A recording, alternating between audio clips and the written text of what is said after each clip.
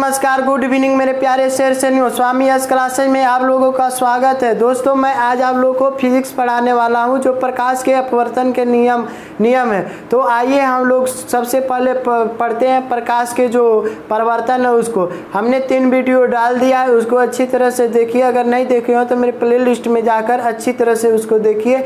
आइए हम लोग शुरुआत करते हैं। मेरे प्यारे दोस्तों, किसी भी चीज़ का आधार विश्वास होता है। आपको अपने मम्मी पापा पर विश्वास करना चाहिए और आपको अपने पर खुद पर विश्वास करना चाहिए, और उसके बाद थोड़ा सा विश्वास भगवान पर करना चाहिए, और उसके बाद थोड़ी सी विश्वास मुझ पर करना चाहिए। मैं ये नहीं कहता आप लोग को पढ़ा लिखा कर मैं विद्वान बना दूंगा, लेकिन आप और मैं मिलकर अच्छी तरह से मेहनत करें तो ये नहीं हो सकता कि आपका रिजल्ट ना होवे। ठीक है, तो आइए मेरे प्यारे लाल लालियों, आज हम शुरुआत कर दे प्रकाश के परिवर्तन के नियम।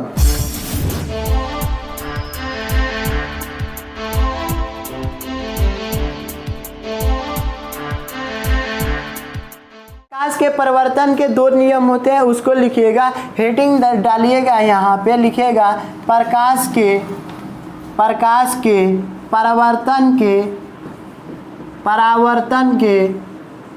परिवर्तन के नियम। ठीक है, तो यहाँ पे हेडिंग डालकर लिखिएगा नीचे में। ठीक है, प्रकाश के परिवर्तन के 2 नियम होते हैं। लिखिएगा, प्रकाश के परिवर्तन के मुख्यतः 2 नियम होते हैं। पहला लिखिएगा मेरे लाल, आपतित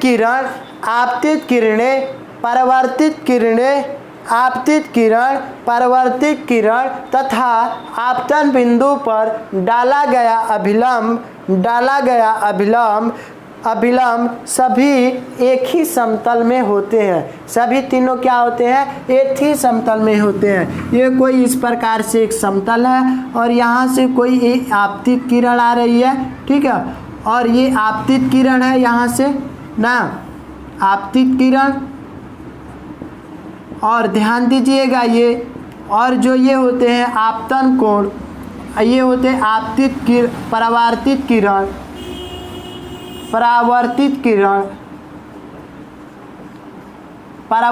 किरण, और तीनों के बीच में डाला गया अभिलंब। तीनों किस में होते हैं? ये अभिलंब जो है यही क्या होते हैं? अभिलंब। तीनों क्या होते हैं मेरे लाल? एक ही समतल में होते हैं। यही प्रकाश के परिवर्तन का जो है पहला नियम है। दूसरा लिखिएगा, आपतन कोण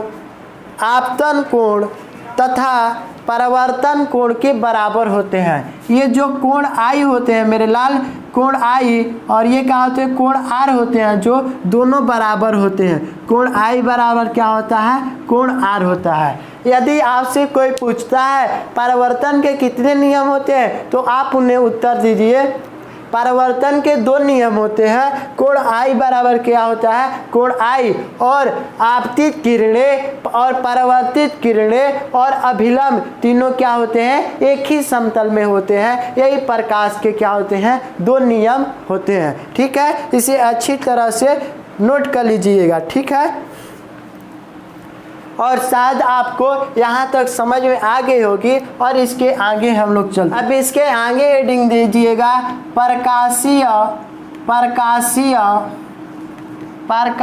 माध्यम क्या है? प्रकाशीय माध्यम लिखकर हेडिंग दीजिएगा। ठीक है, और नीचे से लिखना शुरू करिए। ठीक है, वह क्षेत्र जिसमें होकर प्रकाश वस्तु से बदलकर आँख तक पहुँचता है, प्रकाशीय माध्यम कहलाता है। जैसे हवा, कांच। लिखिएगा, वह क्षेत्र जिससे प्रकाश वस्तु से बदलकर हमारे आँखों तक पहुँचता है, उसे क्या कहते हैं? प्रकाशीय माध्यम कहते हैं। जैसे हवा और कांच। इसी माध्यम को, ये कोई वस्तु रखी गई है, ये क्या रखी गई? वस्तु। जब यहाँ से हम देखते हैं, ठीक है, ये मान लीजिए कोई आदमी है, चाहे मैं हूँ चाहे कोई है, ठीक है। जब यहाँ से हम लोग देखते हैं इस वस्तु का जो भी प्रकाश आता है वो पड़ता है और हमारी आंखों, ऐसे प्रकाश आया, जब प्रकाश उधर से आया तो इसका जो माध्यम से मेरी आंखों पर जो पड़ता है तो इसी को क्या बोला जाता है, प्रकाशीय माध्यम कहते हैं। क्या कहते हैं मेरे लाल, प्रकाशीय माध्यम कहते हैं।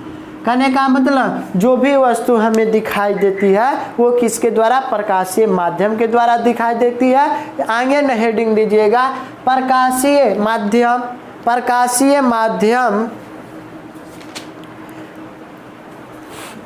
प्रकाशीय माध्यम में हेडिंग प्रकृति के अनुसार, प्रकृति के अनुसार माध्यम दो प्रकार के होते हैं। प्रकृति के अनुसार माध्यम दो प्रकार के होते हैं। पहला डालिएगा समांगी, पहला क्या होता है मेरे लाल, समांगी, समांगी, और दूसरा डालिएगा, दूसरा विसमांगी। दूसरा मेरे लाल हेडिंग दीजिएगा, ये दो ही प्रकार के होते हैं, एक समांगी और दूसरा क्या होता है, विसमांगी होता है। तो पहले में हेडिंग दीजिएगा, हेडिंग देकर लिखिएगा, ये पहला समांगी क्या है। समांगी, समांगी माध्यम वह माध्यम है, समांगी माध्यम वह माध्यम है जिसका बनावट समान होता है। समांगी माध्यम वह माध्यम है जिसका बनावट क्या होता है, समान होता है। जैसे कांच लिख लीजिएगा, जल लिख लीजिए, उसमें एक लिखिएगा क्या, जल लिख लीजिएगा और जैसे में क्या हो जाएंगे, कांच हो जाएंगे। उसके बाद आगे हेडिंग दीजिएगा विसमांगी, विसमांगी वह माध्यम है, लिखिएगा विसमांगी माध्यम वह माध्यम है जिसका प्रत्येक भाग का गुण और बनावट, प्रत्येक भाग का गुण और बनावट कैसा होता है, असमान होता है, असमान होता है। जैसे हवा का मिश्रण, हवा का जो मिश्रण उसमें बता है नहीं, उसमें जल होगा, हवा के मिश्रण का जो बनावट है अनेक गैसों से मिलकर बना है और भिन्न भिन्न है, इसलिए क्या हो जाएगा, ये क्या हो जाएगा मेरे लाल, विसमांगी होगा। इसे अच्छी तरह से क्या कर लीजिए, नोट कर लीजिए, ठीक है। उसके बाद यहाँ तक आप लोग नोट कर लीजिए और उसके बाद हम लोग आगे की ओर बढ़ते हैं। अगला हेडिंग दीजिएगा, अगला दीजिएगा हेडिंग स्पर्श करके बिना, अगला लिखिएगा क्वेश्चन, स्पर्श किए बिना, किए बिना, किए बिना उत्तल दर्पण, उत्तल दर्पण और अवतल दर्पण की, और अवतल दर्पण की पहचान करें।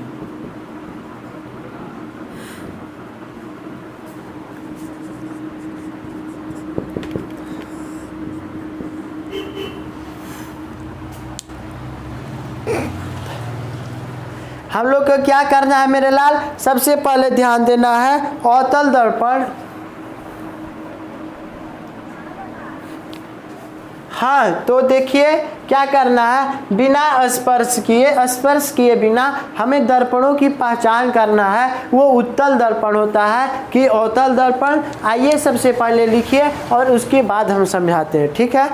तो लिखिएगा बिना स्पर्श किए, बिना स्पर्श किए उत्तल अथवा उत्तल, अवतल अथवा समतल दर्पण को, समतल को बारी बारी से, बारी बारी से दर्पण के सामने, बारी बारी से दर्पण के सामने, सामने, सामने एक वस्तु को लाया जाता है, एक वस्तु को क्या होता है, लाया जाता है।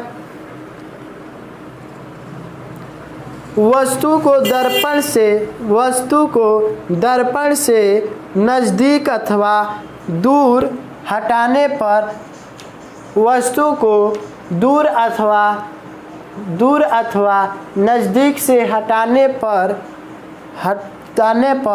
बने प्रतिबिंब के आधार पर, बने प्रतिबिंब के आधार पर अवलोकन के आधार पर उन दर्पणों की पहचान की जाती है।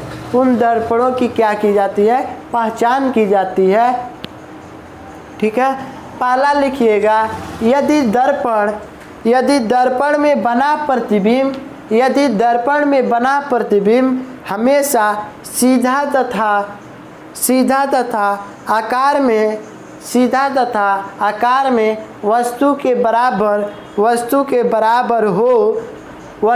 बराबर हो तो समतल दर्पण है। वस्तु के बराबर हो तो क्या हो जाएगा? समतल दर्पण। यानी पहला जो बोल रहा है उसमें क्या हो जाएगा?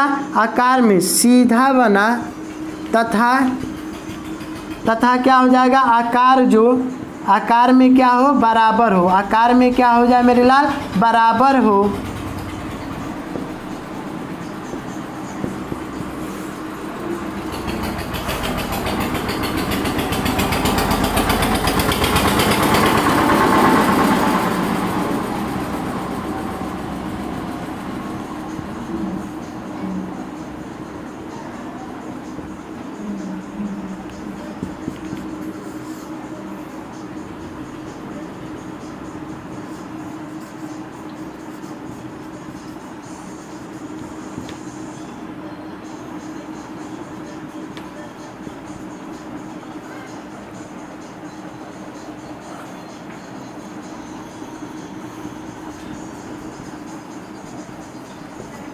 लिखिएगा, यदि वस्तु का दर्पण के सामने रखने पर सीधा तथा बड़ा प्रतिबिंब बनता है तो दर्पण किसमें होगा? अवतल दर्पण में होगा। तो दर्पण अवतल दर्पण में होगा। दूसरा लिखिएगा, यदि दर्पण में बना प्रतिबिंब हमेशा सीधा तथा आकार में छोटा होता है तो वो दर्पण क्या बनता है? उत्तल दर्पण कहलाता है। तो आइए मेरे प्यारे लाल, यहाँ तक आप लोगों ने लिख लिया होगा। ठीक है, हाँ, तो आइए मेरे प्यारे दोस्तों, हम लोग देखते हैं सबसे पहले क्या करते हैं। ये कोई एक दर्पण ले लिए यहाँ पे। ठीक है, ये क्या हो गया? एक शीशा ले लिए, दर्पण है जो ना, और वस्तु को कभी हम लोग यहाँ रखते हैं। ठीक है, और एक बार कहाँ रखते हैं? यहाँ रखते हैं। ठीक है, और फिर एक बार मान लीजिए यहाँ रखते हैं। तो हम लोग कभी वस्तु को यहाँ रखें, कभी आगे रखें, कभी क्या रखते हैं? पीछे रहते हैं बार बार। तो हम लोग क्या करते हैं यहाँ पे, जब ये बार बार आगे पीछे करते हैं तो इसमें क्या होता है? यही जो, तो पहला क्या होगा? अगर दर्पण में सीधा तथा आकार में बराबर बने तो वह कैसा होगा? समतल दर्पण।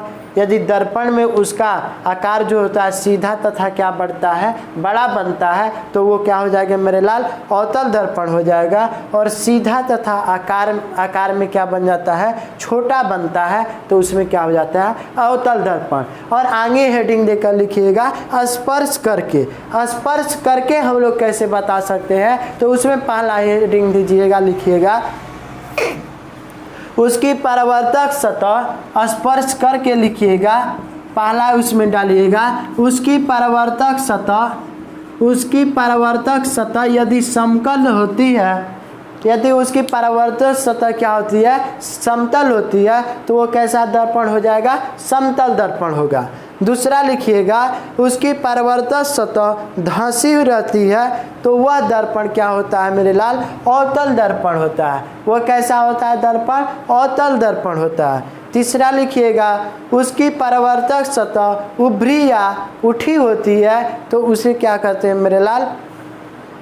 उठी रहती है तो वह दर्पण क्या हो जाता है? उत्तल दर्पण होता है। शायद यहाँ तक आप लोगों को समझ में आ गई होगी।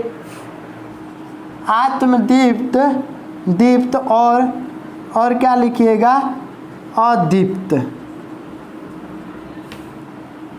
अदीप्त लिखकर हेडिंग दे दीजिए और इसमें लिख दीजिए अदीप्त में क्या होगा, इसको भी लिखवा देते हैं। लिखिएगा, वे पदार्थ जो स्वयं प्रकाश को क्या करते हैं? उत्सर्जित करते हैं। वे प्रकाश जो स्वयं प्रकाश को उत्सर्जित करते हैं उसे क्या कहते हैं?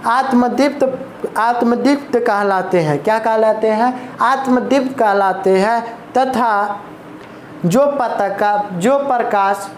पदार्थ प्रकाश उत्सर्जित नहीं करते हैं उसे क्या कहते हैं? अदीप्त कहलाते हैं। ठीक है, आत्मदीप्त में लिखिएगा। दीप्त में कौन प्रकाश को उत्सर्जित करता है? सूर्य हो गया ना। और अदीप्त में क्या हो गया? अदीप्त में लिखिएगा। अदीप्त में लिख लीजिएगा क्या?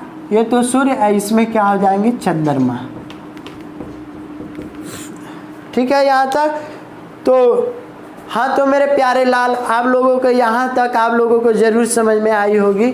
ठीक है, हम लोग आज की क्लास को इतना ही रखते हैं। ठीक है, और कल हम लोग आगे की ओर बढ़ते हैं।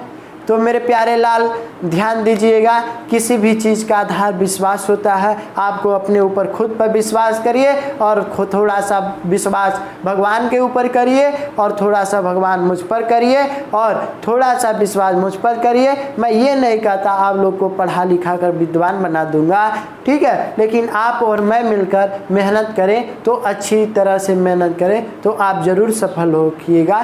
ठीक है, तो ठीक है, आज की क्लास इतना ही। आप लोगों का स्वामी यस क्लासेस में स्वागत है। फिर मिलिएगा अगले दिन और हम लोग फिर मिलते हैं अगले दिन के लिए। बस आज की क्लास इतना ही। बच्चे, बूढ़े, माता, बहनों, सैनिकों और अन्नदाताओं की सम्मान करिए। जय हिंद, जय भारत। Thank you.